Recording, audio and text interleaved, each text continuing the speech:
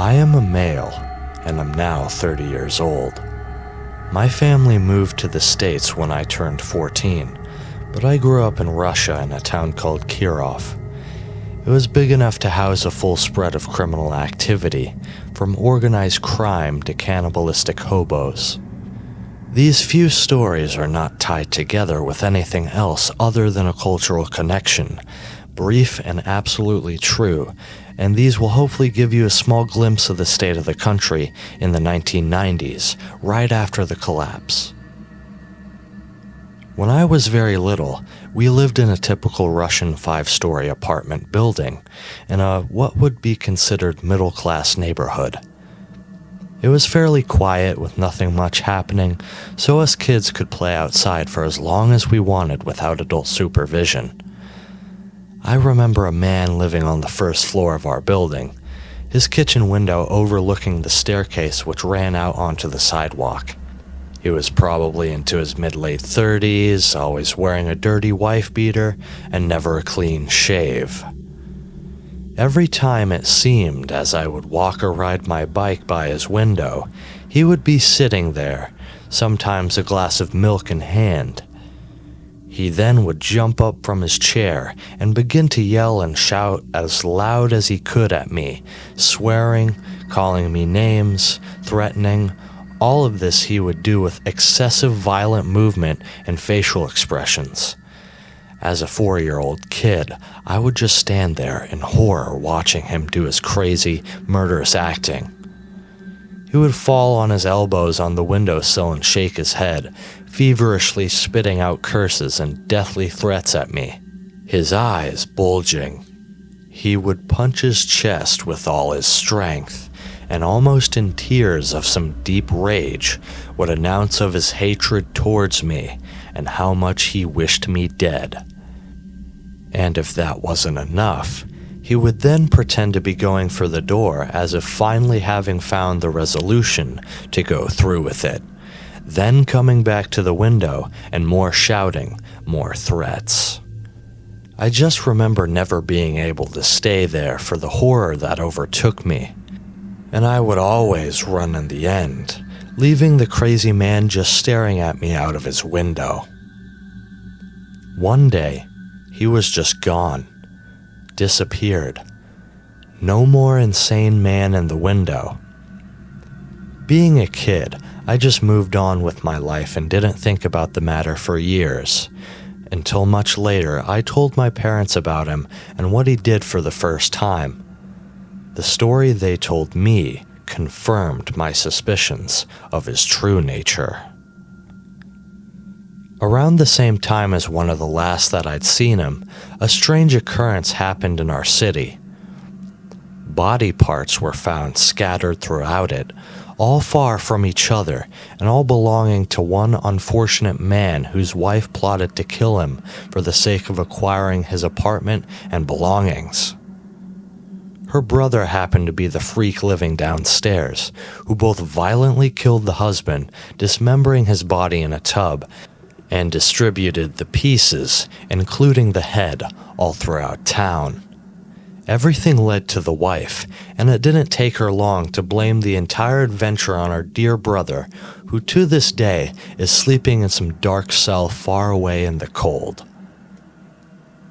When I was in the 8th grade, my school started to have roof problems. It was an old building which used to belong to some merchant who lived back in the days of the SARS, and every year it seemed to give more and more, until it finally caved on a class full of students. So for the time it would take to restore the building, the student body would attend classes in public school number 22. I still remember it clearly. A fortress of bad behavior bordering homicide. The students of 22 mostly came from awful circumstances and enjoyed humiliation, severe beatings, just any kind of abuse. And at that time, street fighting was also very common in the country, and the fights rarely ended with just a black eye or busted lip. Broken bones, skull fractures, coma, and death were routine. One day, as my friends and I were talking in a hallway between classes, a big bald kid came up to us with his entourage of hopeless degenerates. He told us how they had had enough of us and were planning to beat the life out of any boy from our school once classes were over. They didn't like us from the start because our school was considered preppy, and they acted as if we were intruding on their territory. He told us that they were all going to be there, and it was gearing up to be a great show. We knew immediately he meant what he said, as this guy held a certain authority in that dark place, and most kids were afraid of him. He was one of those people who learned to swing at anyone who did anything as much as annoy him. And he wasn't alone. There were many. We told our teachers what he said, and they let us go secretly 20 minutes before the last class was over. My friends and I all banded together as we got dressed for the winter day outside and left the school. The plan was to stick together and walk to the bus stop. I got on my bus and stood by the window. The route led right by the school, and I would be able to see the courtyard in front of the main entrance and what could be happening there. As we were driving by, what I saw became etched in my mind for the rest of my life. On the white snow, in the clearing before the large doors of the school, was an assembly of 200 to 250 mostly male figures dressed in black colors and forming a giant circle. In the middle of the circle, I could see a fight underway.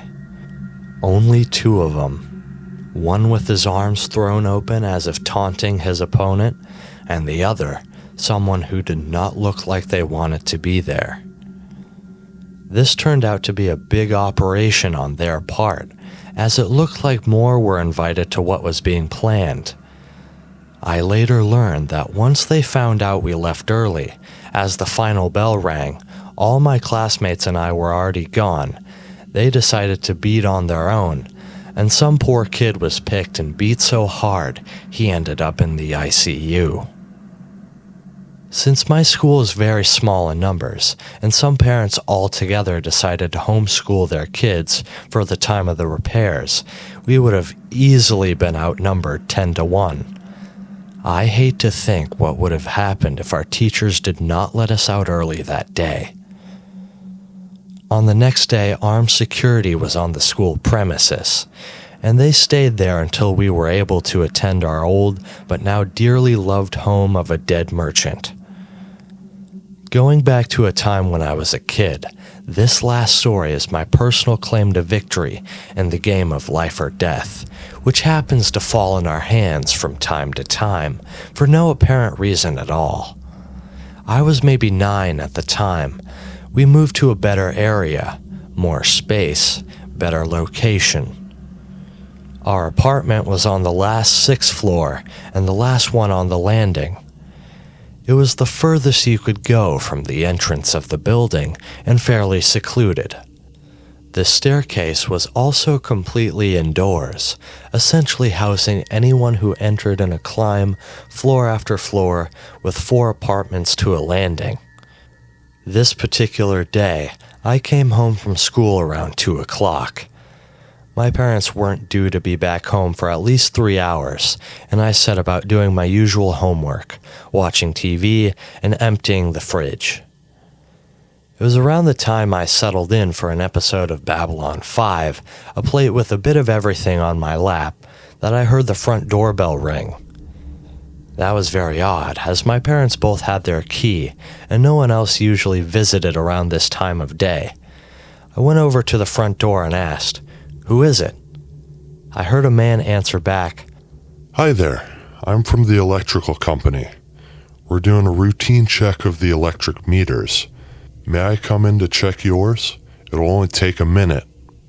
I looked through the peephole and saw a young man, probably nearing 30, very clean, neatly dressed, with his hair combed to the side.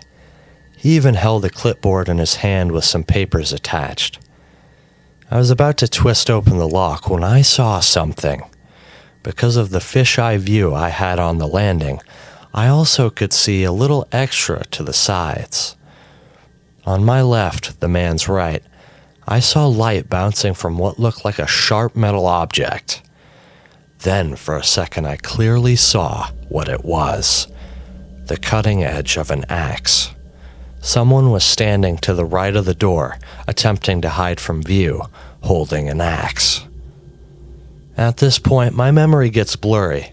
I remember getting away from the door and creeping into my room, which was the farthest in the hallway, closing the door and not coming out until my parents got back.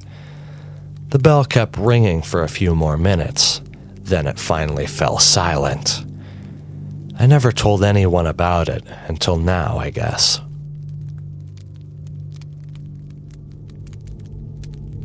A little about me. I'm 18, living in St. Petersburg, and stand at about 6'2". However, I'm pretty slim, at about 155 pounds, so not terrifying, but not a natural victim. My Russian is decent, but local speaking quickly is still a little difficult to understand. Now, 2 nights ago I was going out to the nearest pub for a drink, and getting there involves going through an alley shaped like 2 L's, such that there is a point in the middle at which you cannot be seen from either road. When I reached this point, I decided to stop for a smoke, before getting to the pub. I have been through this alley several times, and it is always very quiet. A man coming the other way approaches me and asks for a light. I offer it to him, and he begins smoking. I naturally expect him to move off, but instead he just stands there opposite me smoking. I assume he just wants smoking company, so I think nothing of it, really. I'll do my best to describe this guy. Probably around 25, he stood perhaps 5'10", but much burlier than me. His longish hair and patchy stubble sent me a weird vibe almost immediately that I didn't trust. He wore heavy leather clothing, common, but the weirdest fucking thing by far was his boots. They had spurs on them. So all in all, I'm getting the feeling that this guy is an eccentric, but that doesn't automatically mean anything. I notice after about 10 seconds of silence that this guy isn't actually smoking. He's not inhaling the smoke at all, and it occurs to me that he had trouble lighting the thing in the first place.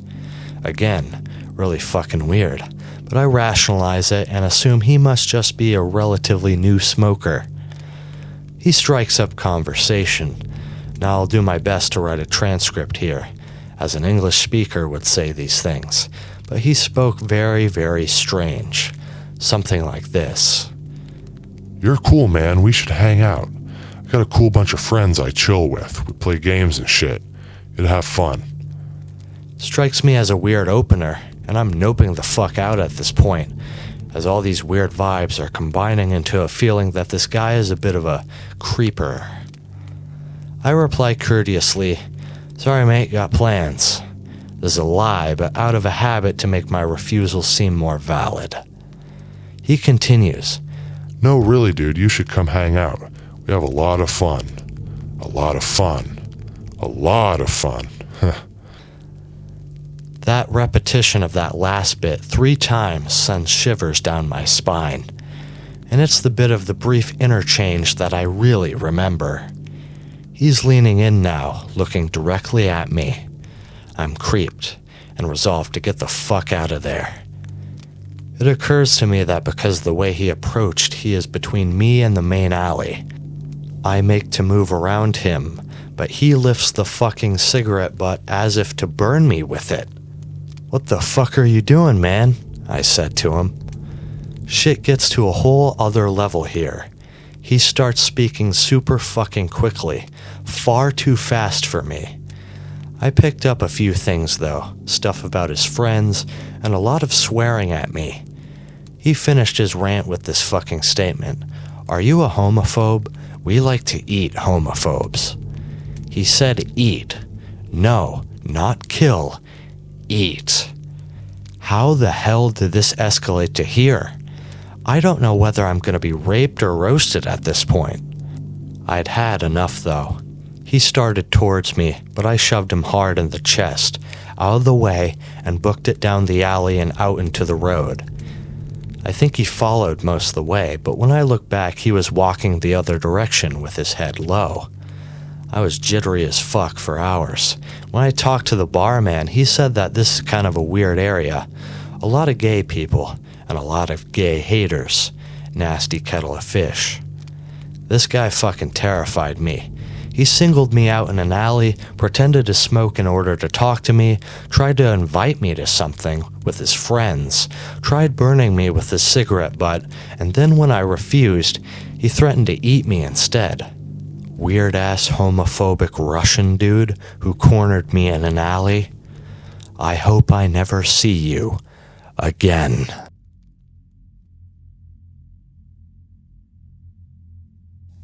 I decided to backpack across Russia after college by myself. It was a country I'd been intrigued by ever since I was an exchange student in college to China, not far from the Russian border. I'd always wanted to ride the Trans-Siberian Railway, so at age 22, I found myself riding the longest train ride in the world, 6 days from Moscow to Vladivostok. I spoke no Russian. I knew no one in and nothing about Vladivostok, since I had backpacked across China previously and usually had had no problems finding accommodations in new cities at any hour of the day when I was there. I figured how hard could it be to just land there and find my way around. In my train car, I made the acquaintance of a young couple who were from Vladivostok. Katie was a thin, petite brunette who worked as a scientist, vaguely similar to Bjork in appearance, and told me she was of partial gypsy ancestry. She was 27. Her husband, Vlad, was a big bruiser of a guy, in his mid-40s, with chipped front teeth and scars on his face, who had been a professional Russian soccer player. Only Katie spoke English, so it didn't seem out of place to me that she seemed much more interested in talking to me than Vlad did. Still, there were times when I got a strange, vaguely hostile vibe from Vlad. Also, I had chalked this up to language and cultural differences at this time, but it did strike me in passing as odd that Katie seemed to be enjoying talking to me in a way and with a frequency that I would have expected her to be talking to her significant other rather than a man she just met. She got surprisingly personal with me. I learned that this was her second marriage, and that she was the type of person to never show her anger to someone who had wronged her, but never forget or forgive either. Again, I didn't think much of it. When we reached Vladivostok, Katie and Vlad were much taken aback to hear that I didn't have any preset accommodations and didn't know anyone there. They were not at all keen on my plan of just wandering the city for a place to stay. It's a crime-ridden city, they warned, and the few hotels there are quite expensive. No, I just had to come stay with them for the 4 days until my train left for Harbin, China. They apparently lived with Katie's mother, whom Katie told me would be happy to cook for me and would be delighted to meet someone from so far away. At this point, nothing felt off. I found Russians in general to be frosty on the surface, but with even a little bit of persistence, they open up and can be among the most warm and hospitable people around. Katie lived with her parents, and Katie's sister and young niece, in a drab but spacious old Soviet housing block. There were always people around, and all of Katie's family and friends seemed intrigued to meet an American guy. My presence there was definitely the talk of the neighborhood. Over the next few days, all sorts of people came over to try and practice their English with me, and the food and drink flowed. This was helped by the fact that Katie seemed overly eager to be in my presence and translate for me at every turn. One night, she showed me a Russian cartoon movie she loved as a kid and sat next to me through the whole movie, translating it line by line for me. I woke up the day my train was supposed to leave, and the apartment was surprisingly quiet for the first time. I got dressed and walked around. I soon found that the only other person in the apartment was Katie. She was lounging in a chair in their living room, the TV on in front of her. She had on only a thin silk robe that barely covered her and had her legs spread wide apart. She looked up at me and said hi in barely a whisper, and had a look on her face that was absolutely neutral. I just stood there, slack-jawed and very nervous, not knowing quite how to proceed. I was a fairly sheltered and innocent kid with less than amazing social skills, but at the same time, I was very much an adult male. It sure looked as if she were offering herself to me, but not entirely unambiguously. I couldn't shake the very real consideration that making a move on her could be incredibly disastrous, especially if I was seeing something that wasn't really there. She could, after all, just be scantily dressed because she forgot there was someone else in the house. But before I could resolve this dilemma, the front door opened loudly. It was Vlad.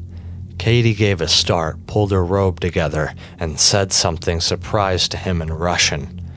He replied, and though I didn't understand him, he seemed to have an edge to his voice that sent a chill through me. While they talked, I took the opportunity to wander into the bedroom they had loaned me and do some reading just to distract myself.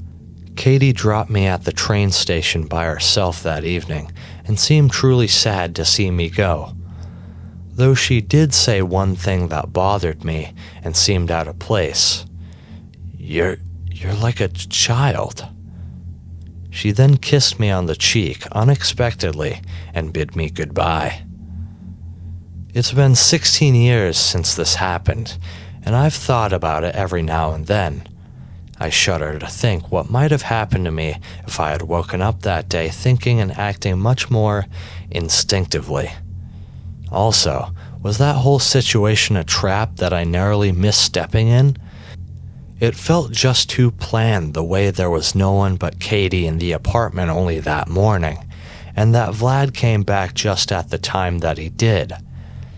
Katie and Vlad, your Russian hospitality was much appreciated, but I hope I never see you guys again.